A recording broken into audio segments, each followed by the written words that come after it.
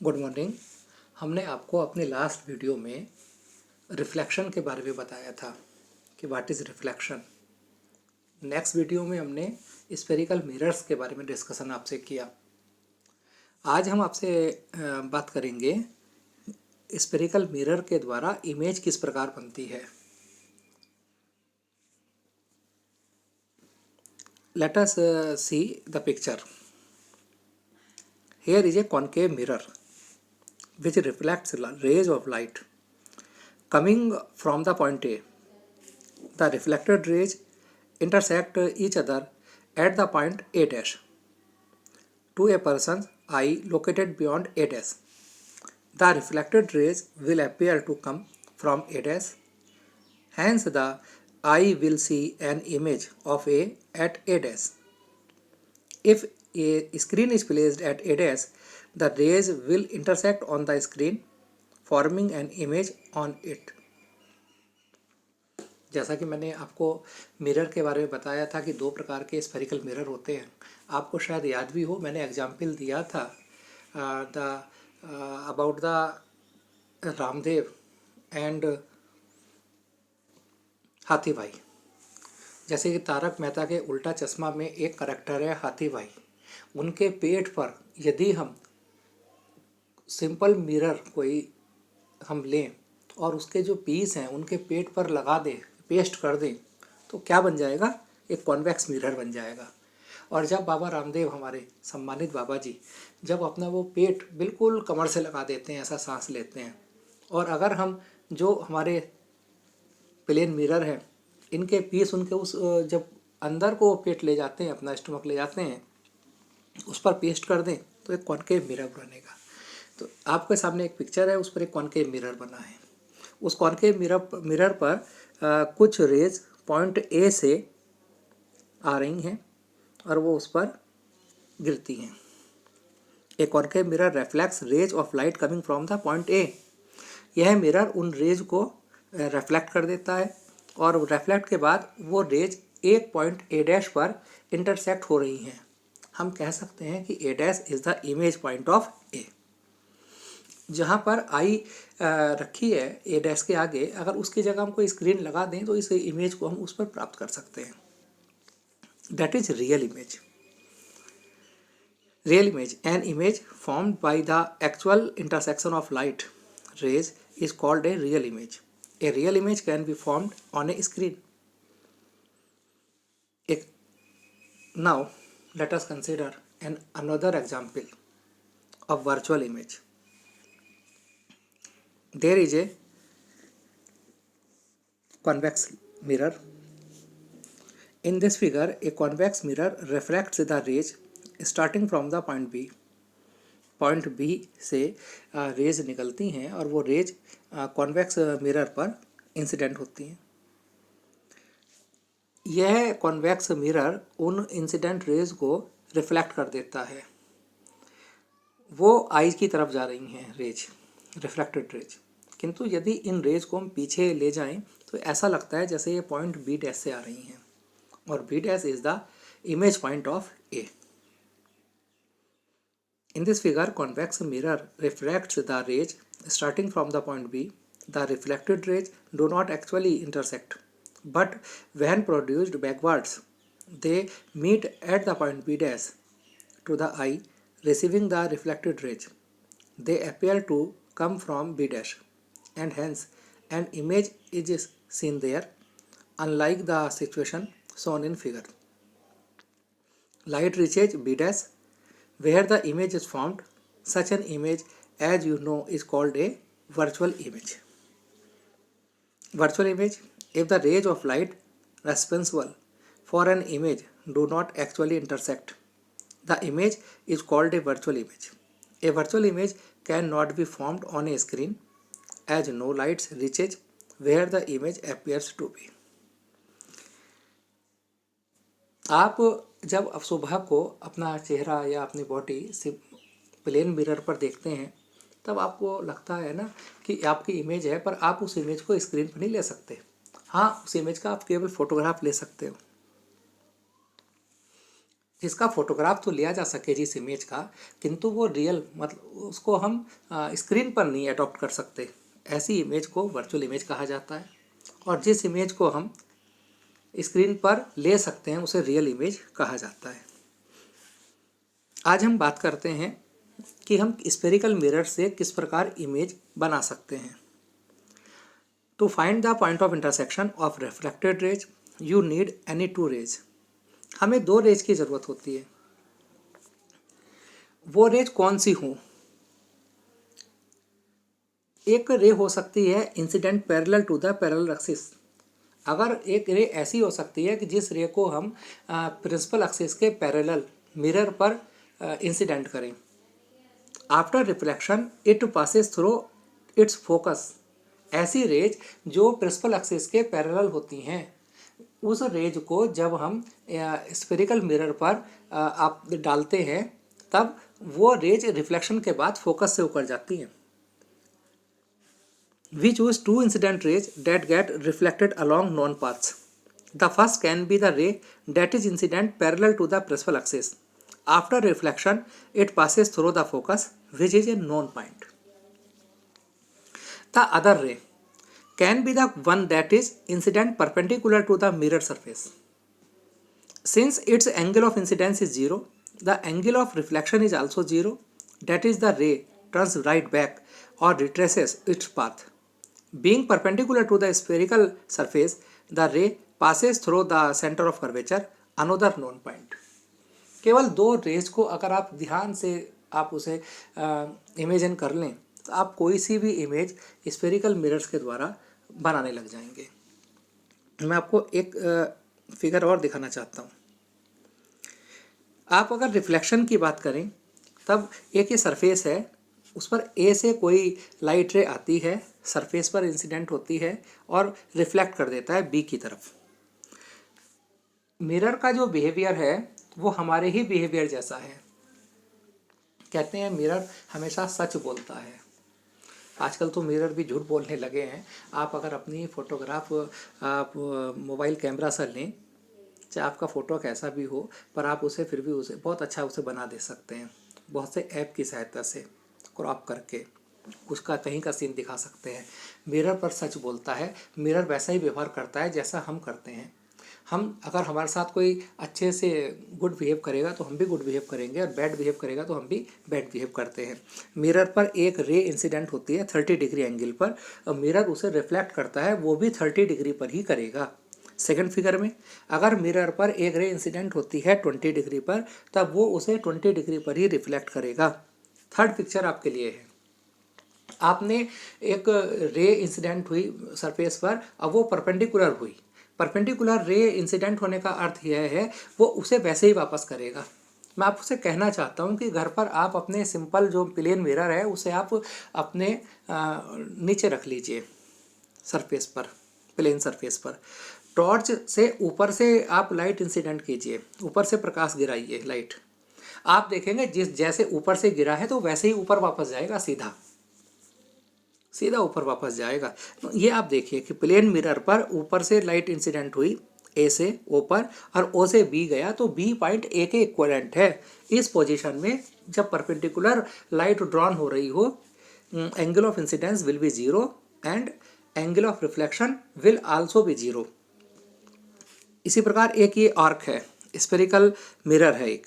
इस spherical mirror पर हमने एक लाइट एमिट की जो सेंटर ऑफ कर्वेचर से होकर आ रही है, तब वो सेंटर ऑफ कर्वेचर से ही वापस जाएगी, क्योंकि जो भी लाइट रे सेंटर ऑफ कर्वेचर से होकर आती है वो हमेशा परपेंडिकुलर ड्रॉ होती है।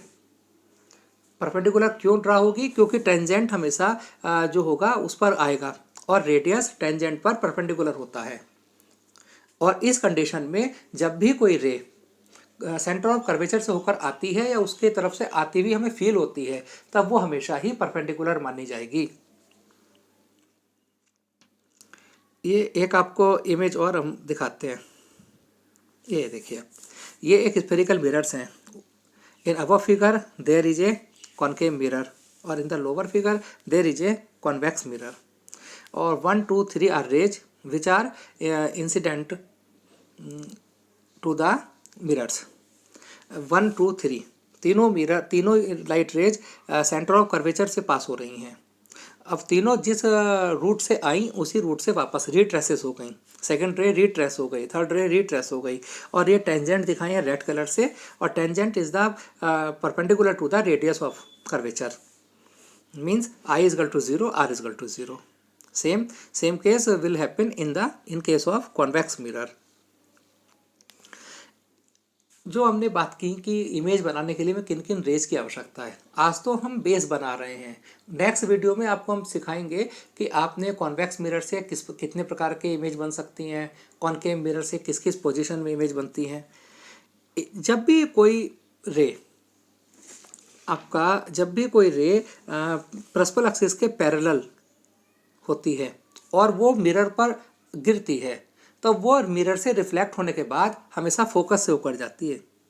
A ray parallel to the principal axis after reflection will pass through the principal focus in case of a concave mirror.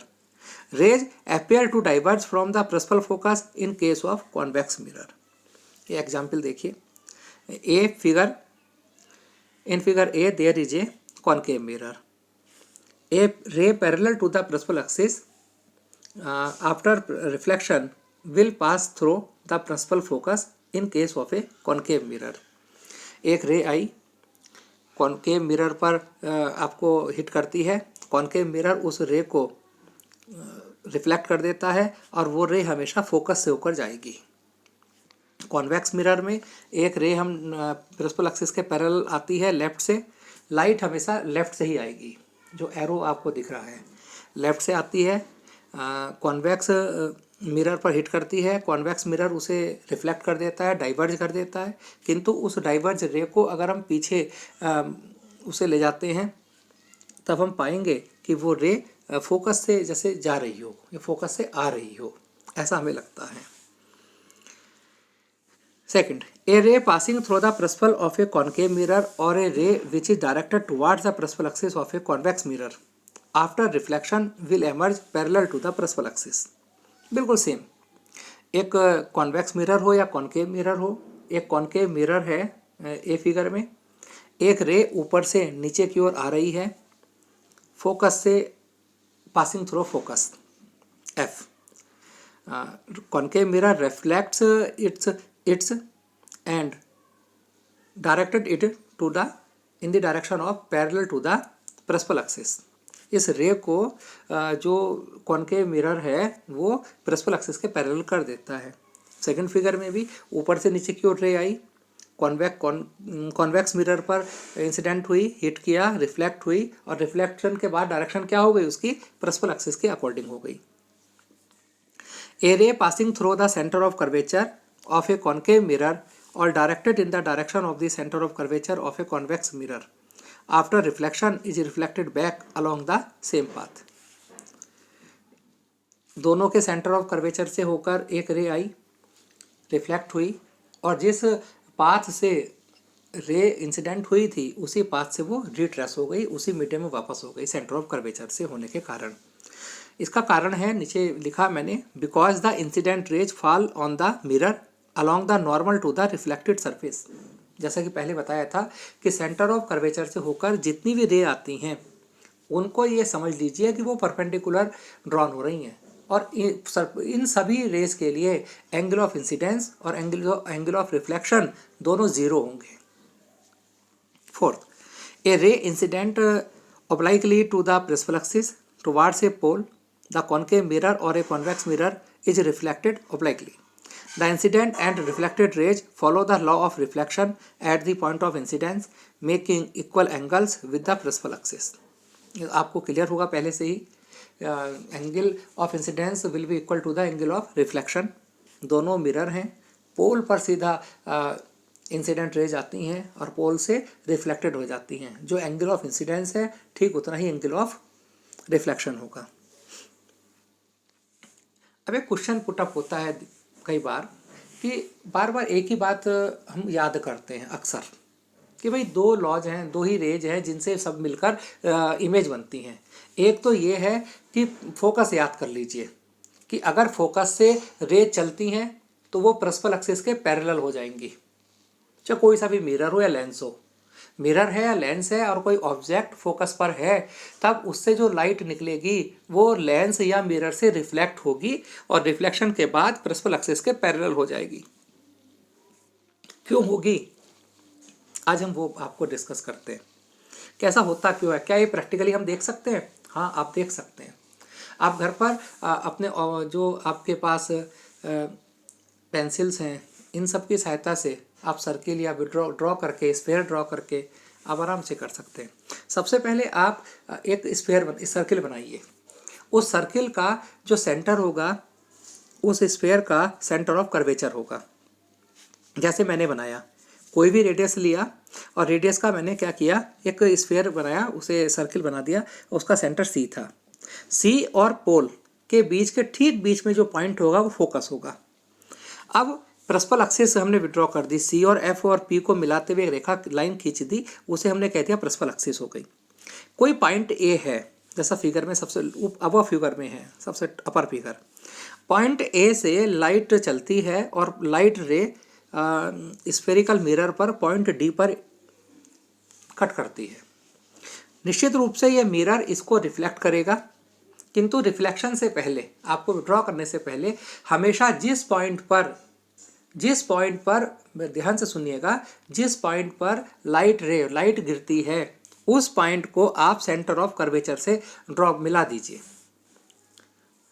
मैंने सी और डी मिलाए और उस लाइन को आगे ले गया, और जो ये एंगल बना ए डी पॉइंट पर, इस एंगल को नोट कर लिया, क्योंकि हम बार बार कहते हैं कि angle of incidence will be equal to the angle of reflection. इतना ही सेम एंगल पॉइंट डी पर अपोजिट साइड बना दिया, जो ए डी इस नॉर्मल से बना रहा है, क्योंकि मैं बार बार कह रहा हूँ एक ही बात कि सेंटर ऑफ कर्वेचर से जो लाइन पास होगी वो नॉर्मल होगी। जो ये ए डी है, जितना ये बना रहा है एंगल, उतना ही सेम एंगल अपोजिट साइड बना दीजिए। जैसे मैंने सेकंड फिगर में बनाया, डी ई पर theta angle A D M था और थीटा ही एंगल एम डी ई बनाया, और जो ये सॉलिड लाइन दिखाई है, इसी लाइन को मैंने पीछे बढ़ा दिया, वो एफ पर मिलती, ऐसा लगेगा जैसे एफ से आ रही हो। और इस प्रकार ये जो लाइन आई थी ए डी, वो डी ई डायरेक्शन में, जो लाइट आई थी ए डी डायरेक्शन में, वो डी ई डायरेक्शन में आपको रिफ्लेक्टेड होती दिखाई देगी। इस इमेज को आप अपने एपरेटस की सहायता से बना सकते हैं और देख सकते हैं ऐसा होते हुए। खाली सुनकर या वीडियो देखकर या किताबें बुक्स की रीडिंग करके आप इमेज तो नहीं बना सकते। हाँ, केवल एक्चुअल रियल इमेज तो नहीं होगी, वर्चुअल आप कुछ भी कर लें, आपको लगेगा कि मैं सीख गया हूँ, पर सीखोगे नहीं। सेम कॉनकेव मिरर में एक मिरर है कॉनकेव, सेम में जैसे मैंने पहले बताया आपको, एक आप सर्किल ड्रॉ कीजिए अपने एपरेटस से। सर्किल का सेंटर ऑफ कर्वेचर होगा, सेंटर ऑफ कर्वेचर और पोल के बीच, पी के बीच का मिडिल पॉइंट फोकस होगा। एक हमने लाइट ए से आया, डी पर हिट हुआ, डी उसका रिफ्लेक्शन करेगा, पर इसकी इमेज बनाने से पहले आप डी पॉइंट को सेंटर ऑफ कर्वेचर से मिला दीजिए। सेंटर ऑफ कर्वेचर से मिलाने के बाद उसका एंगल आप मेजर कीजिए।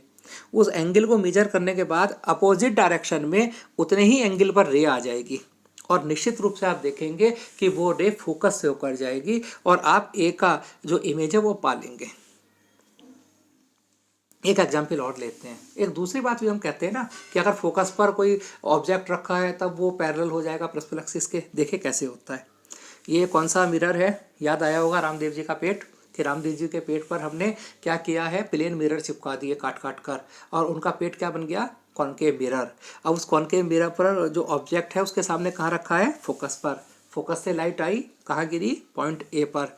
पॉइंट ए से क्या करना है, रे कहाँ जाएगी हमें नहीं पता, पर हम पता कर लेंगे। कैसे पता करेंगे, इस पॉइंट ए को हम सेंटर ऑफ कर्वेचर से मिला देंगे, है ना, वी विल फाइंड ना, मिला देंगे, और जितना एंगल ये एफ ए सी आया उतना ही सेम एंगल हम अपोजिट साइड बना देंगे। अब वो कहाँ चला जाएगा, ऑटोमेटिकली आप देखेंगे वो रे हमेशा पैरेलल आएगी प्रिंसिपल एक्सिस के।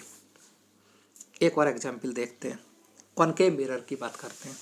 कॉनकेव मिरर है एक, उसके ठीक सामने एक ऑब्जेक्ट रखा है ए बी। आज हमने पॉइंट की बात नहीं की, हमने एक लेंथ ली ऑब्जेक्ट की ए बी, इसका देखते हैं हम, पर अभी हम केवल पॉइंट बी का इमेज बनाएंगे, बाकी इमेज हम नेक्स्ट वीडियो में कल बात करेंगे। और इस पॉइंट बी से हमने एक लाइन पैरेलल ली, पैरेलल होगी तो क्या होगा, वो फोकस से होकर चलेगी थर्ड फिगर में, फोर्थ फिगर में फोकस से होकर चली गई। पर हमें तो इमेज बनानी है, इमेज बनाने के लिए हमें दो लाइन चाहिए होंगी। एक लाइन कहाँ से ली हमने, फोकस वाली, एक लेंगे हम सेंटर ऑफ कर्वेचर की, इस पॉइंट बी को सेंटर ऑफ कर्वेचर से मिला देंगे, आगे लाएंगे। चूँकि ये लाइट पॉइंट एन पर हिट करती है, सेंटर ऑफ कर्वेचर पर है, वो नॉर्मल है, एंगल ऑफ इंसिडेंस जीरो होगा, एंगल ऑफ रिफ्लेक्शन जीरो होगा, और लाइट रे जिस पाथ से आई है उसी पाथ से वापस हो जाएगी। और ये दोनों लाइन बी पर इंटरसेक्ट करते हैं, और point B is the image of point B dash is the image of point B. Real है या वर्चुअल है, रियल है भाई। बी डैश तब कब बना है, जब लाइंस का इंटरसेक्शन हो चुका। अगर लाइंस का इंटरसेक्शन ना होता हुआ लगता है तब तो वर्चुअल होता है। तो एक रियल इमेज पॉइंट बी की बनती है बी डैश, परपेंडिकुलर लेंगे, A dash B dash is the real image of A B. और कॉनकेव मिरर ने कैसी इमेज बनाई, ऊपर को थी ना, आउटवर्ड्स थी, अपवर्ड्स थी ऑब्जेक्ट, और इमेज अपवर्ड्स का डाउनवर्ड्स बन गई, साइज भी थोड़ा सा लो हो गया। बाकी हम अगली इमेज की बात करते हैं। बहुत बहुत धन्यवाद। आपसे एक विनम्र अपील, अपनी स्टडी करते रहें, नोट्स बनाते रहें, लॉकडाउन में ऑनलाइन क्लास का मजा लें, कोरोना वायरस से जो जंग आजकल हम लड़ रहे हैं उसमें अपना 100% दें, 99% से काम नहीं चलने वाला। बहुत बहुत धन्यवाद।